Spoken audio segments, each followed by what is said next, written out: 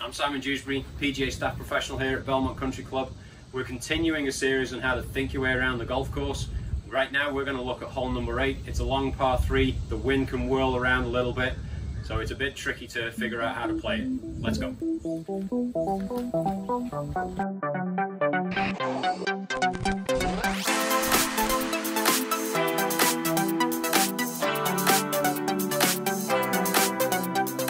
Okay, the 8th hole, not the longest par 3 on the golf course, but it plays longer than you think. It's a little bit uphill. 203 from the back tees, working down to 123, so an 80-yard difference between the front tees and the back tees. As I said, it's a little bit uphill. This bunker here on the right-hand side should be the one that comes into play more often, but I see more people for some reason in this left-hand bunker than I do in the right. I think most of that is because they under-club and think they hit it further than they do and actually come up short of that bunker. So whatever club you think it is, by and large, it's more than likely going to be at least one club more than you think, because you're going to play uphill. As well, when we get back onto the tee as well, we're going to be able to see what's going on with the viewpoints, because it's a very sheltered tee shot. So we've got trees and houses all the way around us here. You don't really feel much. But when you look at the top of the tree lines, you begin to see where the wind is going, and it does kind of gust and swirl around a little bit up near the green. So looking at the flag itself is not necessarily the best indicator for what the golf ball is going to do when the wind hits it once we get the ball above the trees. So again, we talk about it with putting, looking at the edges of the greens so that we get the overall picture for the slopes of the greens. We want to be looking at the tops of the trees as well here and taking the broader picture. I'm even looking at the trees that are on the far side of those houses over there, kind of get an idea as to where the wind is blowing there, because they're even higher up than we are now, so it gives us a much clearer indication of what the underlying wind direction is, as opposed to what feels like it's coming a little bit into my face here, but those trees there are just showing me it's going across to the right. So take the big broad view, and again, don't forget to hit at least one more club than you think.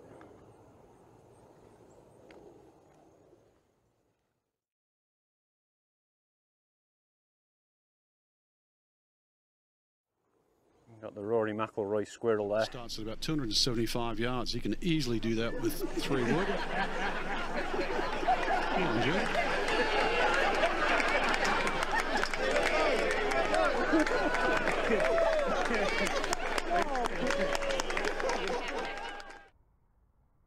With that flag being in the back left corner, I want to feel as though I'm going to work the ball in right to left. I want to keep it away from that left-hand bunker. I don't want to kind of play off that and shape it into the hole, particularly with what this wind is doing. It feels like it's kind of behind me a little bit as I stand here. That flag is now pushing straight down as well.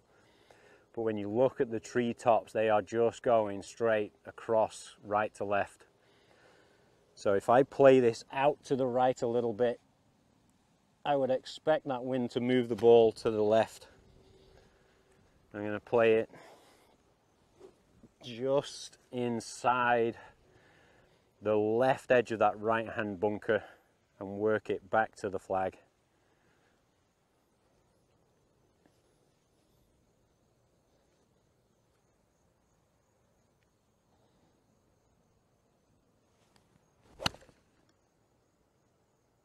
Just like that.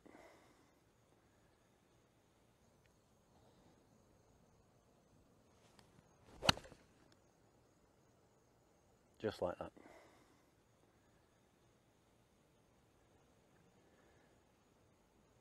And there we go, middle of the green.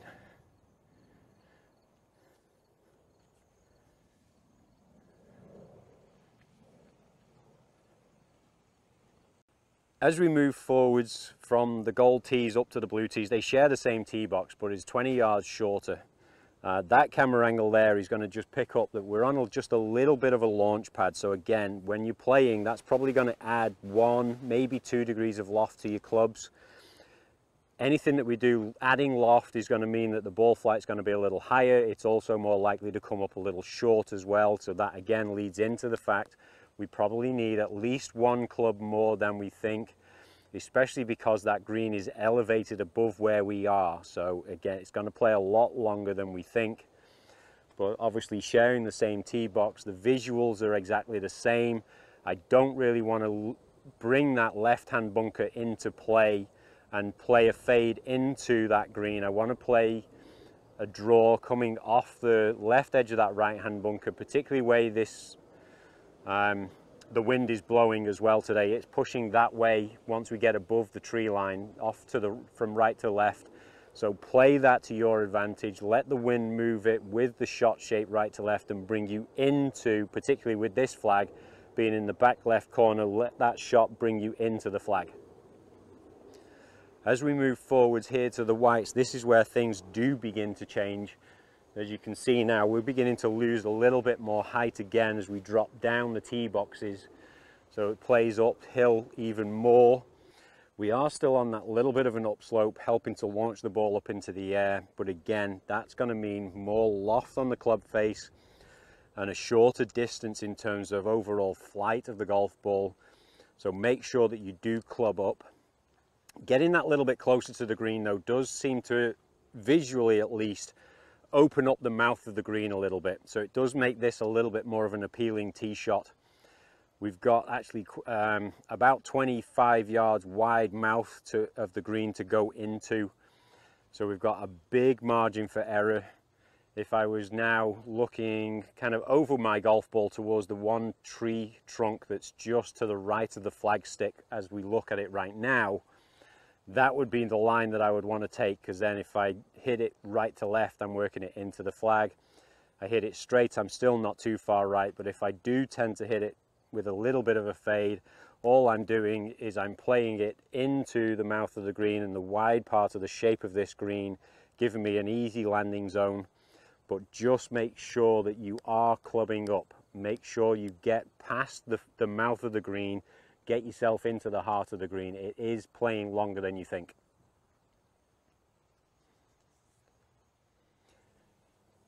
Again, now looking from that camera viewpoint, you can see there is a significant drop from the blues to the whites, and now again as we come forward to the green and red tees, the forward tees, we lose elevation again. This tee is probably a little bit flatter than the other tees, so it doesn't help to launch the ball up into the air as much, but again, because we've dropped down, we've got to make sure we do get the ball up into the air and carry it further than we wouldn't potentially think we need to. The green is going to slope back to front as well. There's a step in the middle of the green as well, so making sure that we get enough club to get the ball to the green is important, but chasing the ball up that tier if necessary to get to a back flag could mean 2 clubs more than we think, not just one. But moving that little bit closer, we kind of moved a little bit to the left as well. So again, it's opening up the mouth of that green. We've got a big landing zone of about 25 yards width that we can aim into. So again, my viewpoint from here with that back left flag, I'm going to be looking at that tree trunk that's just behind and to the right of the flag, kind of directly over where my golf ball is. That would be my starting point. And then if I do move the ball right to left, I'm moving it into that flag. If the flag's further over on the right hand side, tucked in behind that bunker, I might be tempted to go over maybe the top of the crest of that mound that's behind the green and then try and shape the ball in. But again, fades tend to be with a little bit more loft on the club face as we're opening the face up, so it comes up a little shorter. 1, maybe 2 clubs more than you think necessary to get the yardage that you need to. Don't be afraid of clubbing up, and whatever you do, commit to your shot.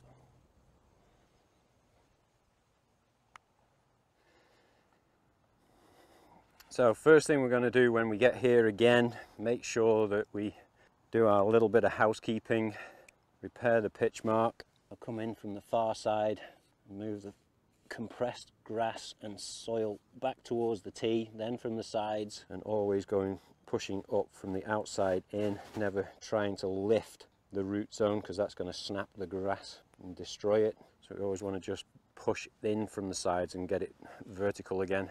And now that that's done, I'll go through the routine again, looking out at the sides, making sure that you're getting all the information you can. So clearly going up this step, going to play a little bit longer than it is in terms of actual distance. Now, this is my most important viewpoint, because as the ball's slowing down, this is where it's really going to move it the most. So I'm going to, again, pay attention to where the edges are.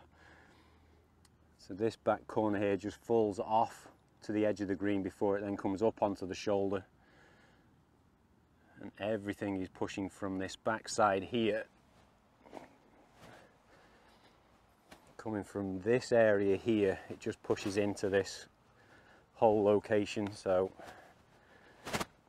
a right to left putt up the hill. This viewpoint then just confirms my visuals. A little bit of sand there.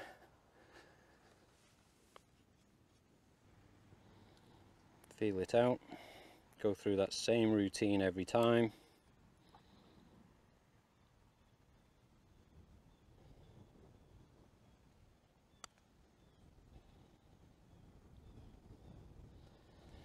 Ooh, they're the annoying ones. So even then I thought I'd hit it hard enough. Left it short in the mouth of the hole. Simple little tap in, but still going through that routine. So everything stays consistent. I don't get anxious over anything and take the par and walk to the next.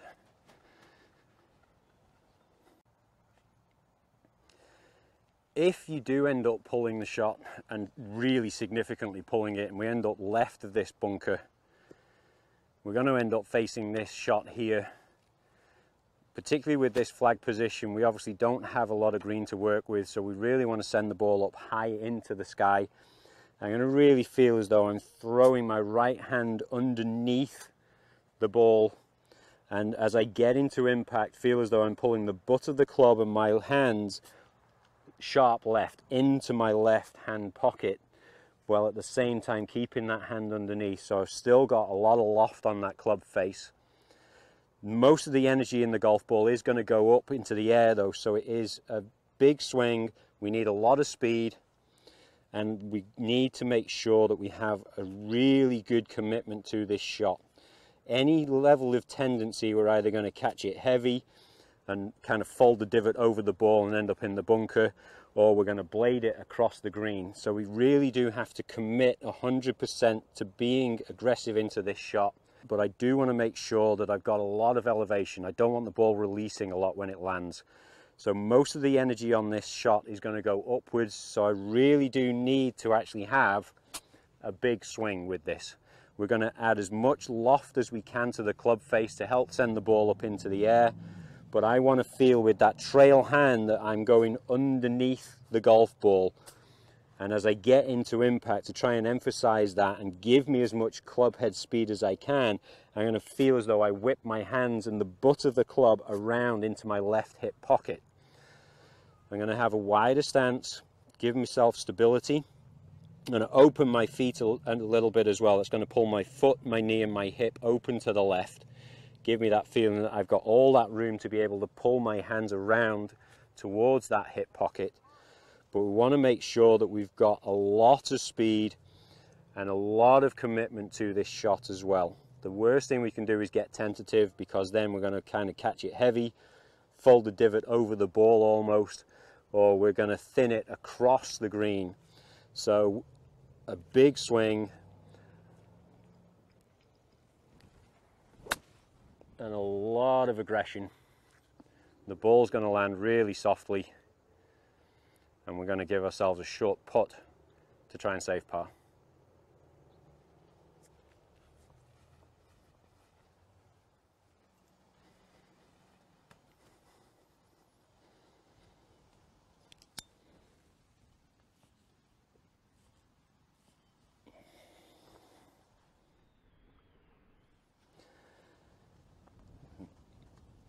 Again, making sure that you do your housekeeping, repair the pitch marks,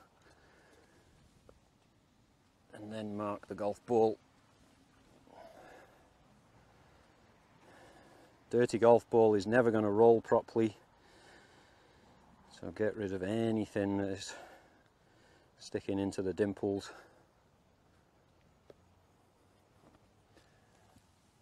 And again, that routine, really important to look out at the edges. Don't get tunnel vision and just think that I've got to look at the line from the marker through the hole. I'm going to look out to the edges, see where the overlying slopes are as well. Sometimes they can be a little bit more significant than you actually think when you do look just between this line of the ball and the hole.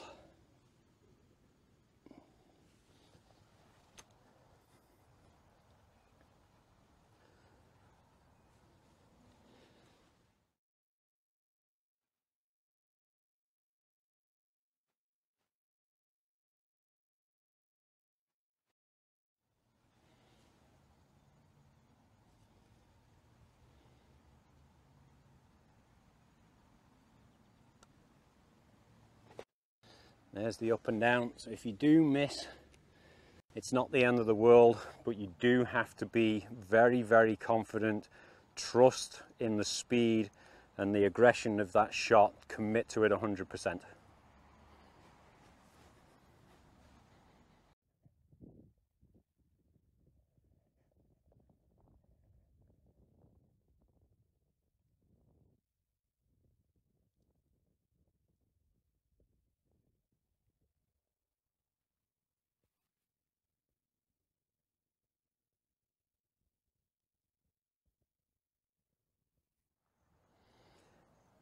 If you have been paying attention and you've listened to me and you've clubbed up and then you've hit the best shot you've ever hit in your life and you end up actually just running through the back edge of the green, you could end up facing this shot here.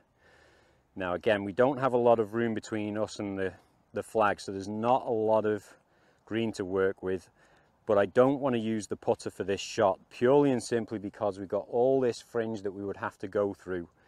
And I don't know how the golf ball is going to interact with that. It could just kind of skip through it, but it could also grab. So my putter for this shot is not something that's going to be helpful to me. Because I don't have a long way to go, I've got all my wedges here with me. I'm going to try and feel it out and what am I trying to achieve with this. And I want to play this more with a putting stroke, but I don't want the ball coming off out of the middle of the club face and jumping off really hot. So I'm going to play this more off the toe with the shaft a little bit more vertical. So I want to feel out where I want to land it. Somewhere here, and then just let it release down the hill.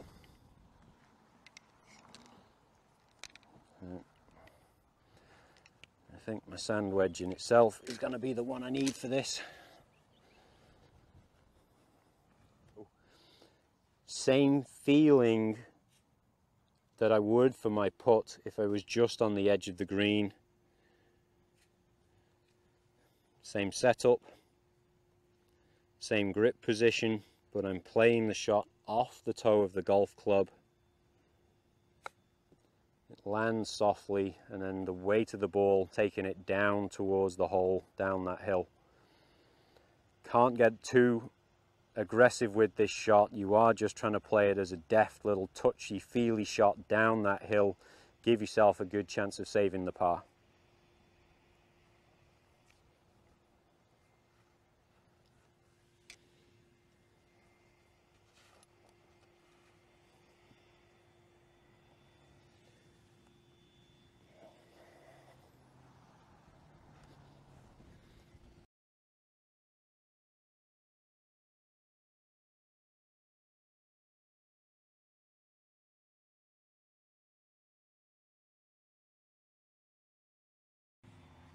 Again, going through that same routine every time.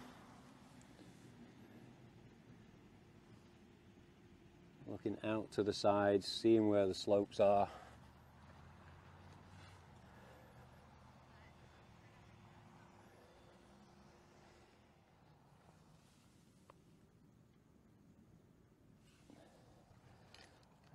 look into it. Same pre-shot routine.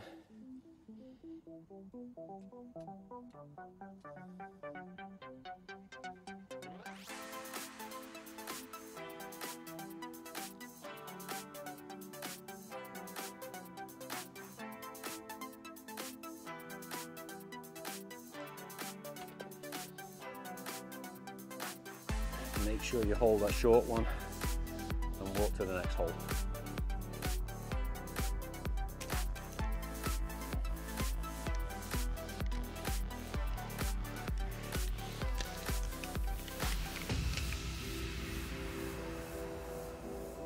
Thanks for watching. If you're a new viewer, don't forget to hit that subscribe button and leave some comments on what you'd like to see as we go forward. Also, if there's things that you don't like and you think we need to improve on, let us know, because again, we're still learning how to do this.